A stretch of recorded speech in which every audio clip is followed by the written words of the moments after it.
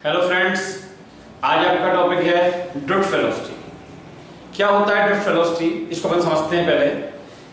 देखो ये कंडक्टर है, ये आपका कंडक्टर है। कंडक्टर है, इसमें फ्री इलेक्ट्रॉन्स हैं। कंडक्टर मतलब एक मेटल जिसमें फ्री इलेक्ट्रॉन्स हैं।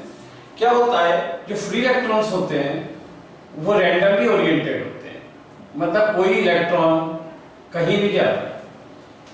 किसी कंडक्टर के अंदर बहुत ज्यादा संख्या में फ्री इलेक्ट्रॉन होते हैं, लगभग आप मान लें 10⁻29 पर मीटर क्यूब। 1 मीटर क्यूब में 10⁻29 फ्री इलेक्ट्रॉन होते हैं। तो ये जो फ्री इलेक्ट्रॉन होते हैं ये रैंडमली ओरिएंटेड है। आप देखें कोई भी इलेक्ट्रॉन कहीं भी जा रहा है, ये इलेक्ट्रॉन जा रहे हैं, मूवमेंट कर रहे हैं, तो कंडक्टर के अंदर जो पॉजिटिव आयन होते हैं उनसे कोलाइड होते हैं, रेस्ट में आते हैं। तो इस समय क्या होता है, इनकी जो स्पीड होती है या वेलोसिटी होती है, इसका नाम देते हैं थर्मल वेलोसिटी। थर्मल वेलोसिटी लगभग किसी कंडक्टर के अंदर 10⁻6 मीटर पर सेकंड की रेंज में होती है। मतलब ये हुआ कि कोई कंडक्टर है जिसके अंदर फ्री इलेक्ट्रॉन है, फ्री इलेक्ट्रॉन बहुत ज्यादा संख्या में, लगभग 10⁻29 पर मीटर क्यूब, इतने फ्री इलेक्ट्रॉन होते हैं। और ये जब कंडक्टर के अंदर इलेक्ट्रॉन मूव करते हैं तो इनको क्या मिलते हैं, पॉजिटिव आयन मिलते हैं। उस पॉजिटिव आयन से ये कोलाइड होते हैं और कई बार कुछ रेस्ट में आते हैं। इस समय इनकी जो स्पीड या वेलोसिटी होती है इसको हम थर्मल वेलोसिटी या थर्मल स्पीड नाम देते हैं, जो 10⁻6 मीटर पर सेकंड होती है। पर अगर मान के चलें हम किसी कंडक्टर के अंदर एक इलेक्ट्रिक फील्ड अप्लाई करें, ये कंडक्टर है और जिसके अंदर हमने इलेक्ट्रिक फील्ड अप्लाई करी प्लस और माइनस। जब इलेक्ट्रिक फील्ड अप्लाई करते हैं तो इलेक्ट्रॉन कैसे पार्टिकल हैं, नेगेटिव चार्ज पार्टिकल हैं। ये नेगेटिव चार्ज पार्टिकल हैं, इन पे एक अट्रैक्टिव फोर्स लगता है पॉजिटिव प्लेट से। अभी जब हमने फील्ड लगाई थी तो रैंडमली थे, मतलब कोई भी इलेक्ट्रॉन कहीं भी जा रहा है, पॉजिटिव से कोलाइड हो रहा है, कुछ देर के लिए रेस्ट में आ रहा है। पर जब हमने इलेक्ट्रिक फील्ड अप्लाई कर दी तो इलेक्ट्रॉन पॉजिटिव प्लेट की तरफ जाएगा। ये इलेक्ट्रॉन का पॉजिटिव प्लेट की तरफ जाना ड्रिफ्टिंग कहलाता है। अगर पॉजिटिव आयंस भी होते हैं तो पॉजिटिव आयन से इलेक्ट्रॉन कोलाइड तो होते हैं, कुछ टाइम के लिए रेस्ट में आते हैं, पर ये फील्ड का जो अट्रैक्शन इतना ज्यादा है कि अल्टीमेटली ये इस पॉजिटिव प्लेट से ही जाके अट्रैक्ट होते हैं। जब इलेक्ट्रॉन आगे जा रहा है उस पर अट्रैक्टिव फोर्स लग रहा है, किसका, फील्ड का। रास्ते में पॉजिटिव आयन है जो उसको रोक रहा है।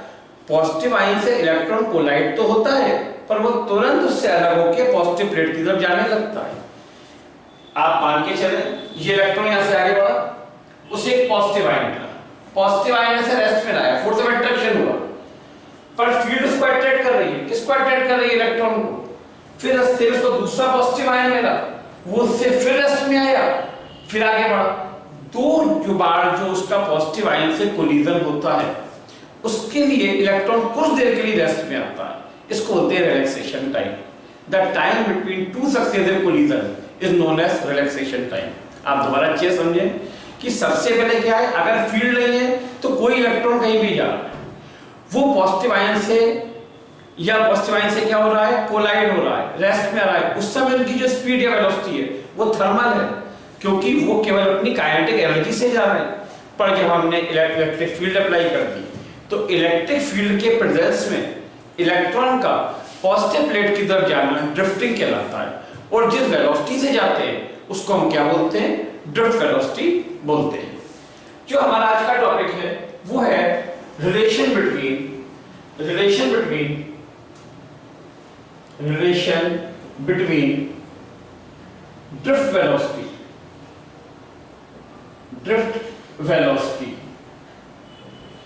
Velocity and electric current.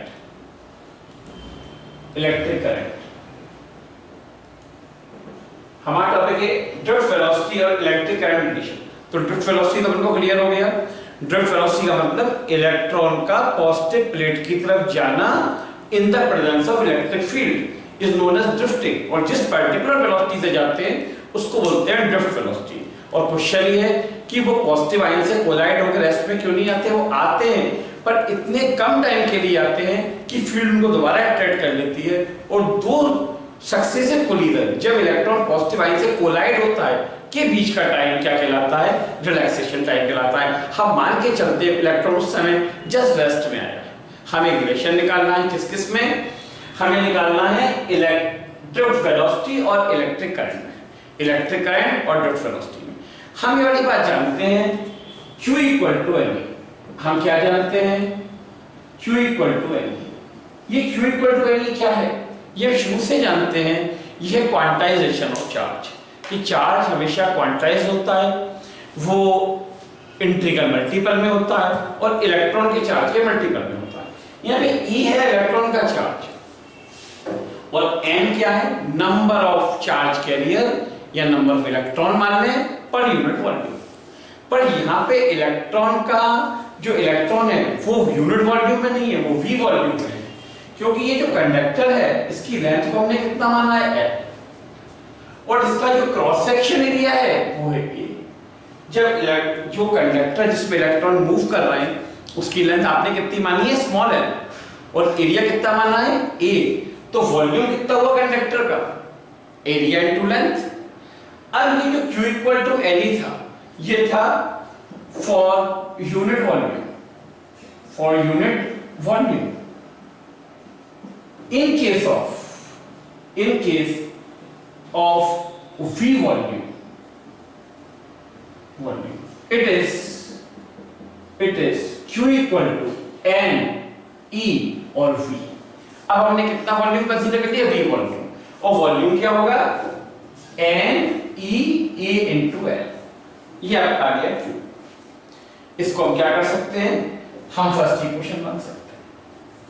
अब देखें इलेक्ट्रॉन जब यहां से गया, हम वैसे तो इलेक्ट्रॉन कंडक्टर में कहीं से मिडिल से भी मूव कर सकता है, पर हम डेरिवेशंस के लिए इसको समझाते हैं कि इलेक्ट्रॉन एक कोने से दूसरे कोने तक गया और उसने कितनी डिस्टेंस कवर करी? L।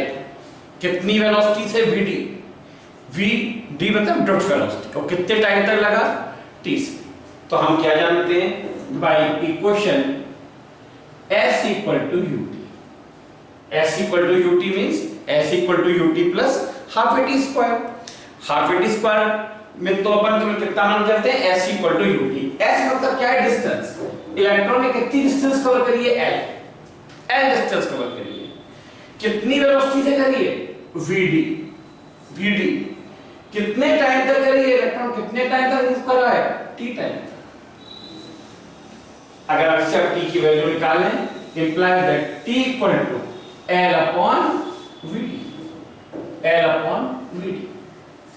बट हम जानते हैं Q इक्वल टू कितना होता है? IT, implies that I equal to Q upon T। इसको थर्ड इक्वेशन माने हम। अगर अपन क्या करें यहाँ पे, Q की वैल्यू किससे निकली? इक्वेशन नंबर 1 से, और T की किससे निकली है? सेकंड से। ये अपन सारी चीजें कहां पुट करें? फर्स्ट में, थर्ड में। तो from equation first, second and third, I equal to Q कितना आया है आपका? N E A into L, और T कितना है आपका? L upon Vd, L upon Vd। L से कैंसल आउट होगा, ये आ गया N E A Vd। Last है I equal to N E A Vd। This is relation between current and drift velocity. ये जो ड्रिफ्ट वेलोसिटी आती है, ये आएगी आपकी 10⁻⁻⁵ मीटर पर सेकंड, जबकि थर्मल वेलोसिटी कितनी थी? 10⁻⁶ मीटर पर सेकंड। ड्रिफ्ट वेलोसिटी की वैल्यू थर्मल वेलोसिटी से बहुत कम होती है। इसका मतलब ये हुआ कि इलेक्ट्रॉन जब रैंडमली ओरिएंटेड होते हैं तो उनकी वेलोसिटी बहुत ज्यादा होती है, 10⁻⁶। पर जब इलेक्ट्रिक फील्ड के इफेक्ट में मूव करते हैं तो उनकी वेलोसिटी कम हो जाती है, क्योंकि डायरेक्टेड हो जाते हैं, और वो हो जाती है 10⁻⁵। आपको ये वीडियो कैसा लगा? इस तरीके के और वीडियो भी आपको लगातार भेजते जाते रहेंगे। आप हमारी वीडियो को लाइक करें, शेयर करें, सब्सक्राइब करें। Thank you very much.